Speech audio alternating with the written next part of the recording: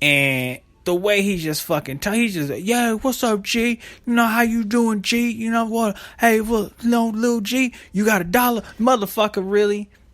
You somebody's goddamn grandfather. Why the fuck you speaking to me like that? You know what I mean? And that's how Wesley Snipes' character is in this movie. It's just this annoying old motherfucker who's too old to be doing. He's old enough to be doing something better because he's old enough to fucking know better. You know? This nigga name is Cyclops. He got an eye patch with rhinestones in it and shit. It's fucking crazy. And it was cast perfectly because if you're an intelligent enough person, you can see exactly why it was cast that way. Now, the main story in this movie, again, it was based on a play called Lysistrata by, I forgot what ancient Greek wrote the poem or the African he stole it from. But, shit. So there's a female character. The main character in this movie, her name is Lysistrata. And she gets all the girlfriends and all the women of the city, of all the gangbangers and stuff, to just basically withhold sex from the guys in order for them to fucking calm the fuck down and start doing shit more peacefully. That was actually the play. And that was actually, if you go back to my blog at aaronram.blogspot.com, you go back a couple years ago, in my blog, I was at war with the Hood Rats. And at some point I realized, and I lost, by the way, I fucking lost. I lost, if y'all wondering how that shit went. But, basically, I was telling guys, and trust me, and when I say Hood Rats, I don't want people to think that I'm just automatically talking about black women. Absolutely not. I've seen Hood Rats of all walks of life, by the way. White, black, Cuban, Asian, all over the fucking span of it. Like, it's fucking weird when you see Hood Rats who aren't black. That's it. Whew, that's a kick in the pants. But yeah, I've seen them all. So don't think I'm just talking about one group of women when I talk about Hood Rats. No. But I was just telling people, if you stop fucking them, they'll stop being that way. And ladies, if you really do want to stop all these fuck boys from coming at you, stop fucking them. You know, y'all can calm that shit down in a fucking weekend. You know why men don't wear bell-bottom pants anymore? It's because women aren't fucking dudes and wearing bell-bottom pants. Once you stop fucking dudes for acting a certain way, trust me, they'll stop acting that way. That's how it works. And this movie was basically that in a nutshell. They fucking hijacked an armory, which is impossible. That armory does exist. This movie was actually filmed in Chicago, so it was kind of delightful to see my hometown and stuff. But yeah, that shit would not fucking happen in Chicago, goddammit. No. First of all, you're not taking a military armory at all. Being a group of like 6 or 7 unarmed women. Nah, that ain't fucking happening. But, yeah, just withhold the fucking sex from people. And then this shit caused, like, it got news coverage and like it spread around the world and stuff. And you can see different levels of like men who aren't in gangs and stuff like that. It's actually really great social commentary because, indeed, women do hold a lot of power. However, I don't want you women to get this shit twisted. Don't think that your power only lies within your sexual powers. It's not. Please don't think that. There's a lot more to it. Because if all you are using yourself as an object of sex, please don't get upset when that's all you're viewed upon as. No, it's more to it than that. You can get a motherfucker's attention by withholding sex from him, but then you gotta have some other shit going on for him to keep listening. You know? Then at the end of the movie, some things happen, and then everybody starts turning over their guns. Now, this is where I have a problem with this fucking movie, because they're basically just saying, hey, black people, turn over your firearms. Don't do, I don't want,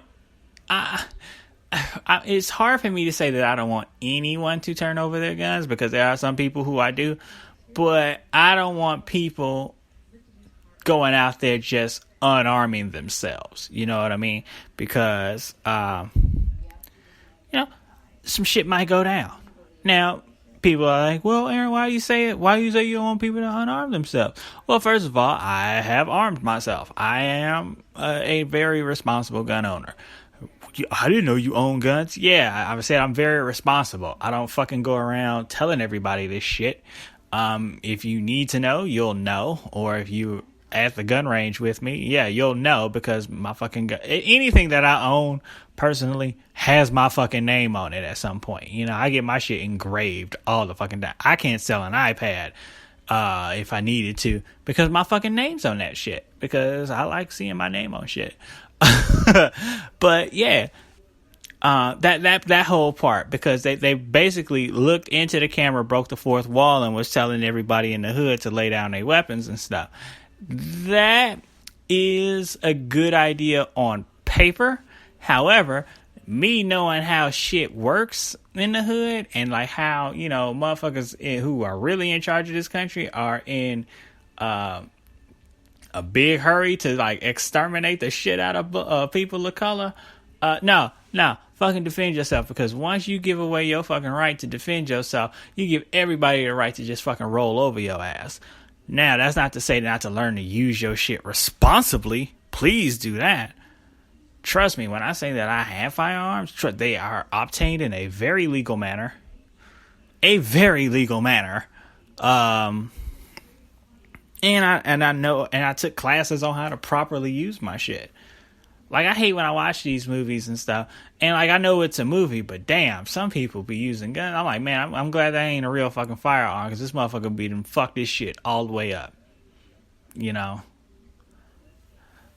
So yeah, it was a good movie. I enjoyed the movie. The backlash from it came from a lot of people who weren't going to see the fucking movie anyway. Why? Because there is no money in educating black people. No, let me back that up. Let me rephrase that. There's no money in educating black people who need to be educated. You know, intelligent black folks will go ahead and see that and get the fucking lesson and be like, oh, okay, I get exactly what the fuck is going on. You know, I can do what I can to help this fucking problem. Then there's some motherfuckers in the hood who, you know, don't think anything's fucking wrong with it. Here's a good example of it. Here's actually the best example of it. So, we all know that the slaves were freed in 1865. What a lot of people don't know, what a lot of people don't bring up a lot is, the fact that an overwhelmingly large amount of slaves in the South didn't want to fucking leave. A lot of them didn't know if anything was going wrong. A lot of them were like, whoa, slow down. We got it good here. Everything is great. What the fuck is talking about? It's free? How free can we be? We got the good life. We living it up. That's how a lot of motherfucking slaves thought. So when you tell them that something's wrong and they need to fix something, they need to get up and do something, a lot of them rebel against that. They're like, whoa, man, what the fuck you talking about? Like, I don't know what the fuck you mean. I can do this shit right here, man. What better kind of life is this? So a lot of people, it's not that they don't think that anything's better. A lot of them don't think that anything's wrong. That's where a lot of the backlash from this movie fucking came from. It's probably why I was like the only fucking black person in the theater that I saw this shit in. You know? Yeah, think about that shit. A lot of the, like, me, when it comes to like these podcasts, my blogs and stuff that I put out, one of the goals is indeed to educate. However, I'm not trying to educate everybody. I'll be totally fucking honest with you guys about that. I'm not trying to educate everybody. I'm not. I don't give a fuck who gets educated from this. What I care about are the people who are going to implement some of the fucking lessons that I'm dealing out. Those are the people I want to hang with. People are like, yo, you know what, Aaron? I understand exactly what the fuck you said. Let's do this. Yes, those people. I don't want to sit up on Facebook and debate with a motherfucker for 500 million comments on a fucking post. No, that's not going to solve anything. Because all you're going to do right after you turn your fucking phone off or your computer off or some shit like that, you're just going to go back and do the same nigga shit that you was just complaining about. I'm not that type of cat.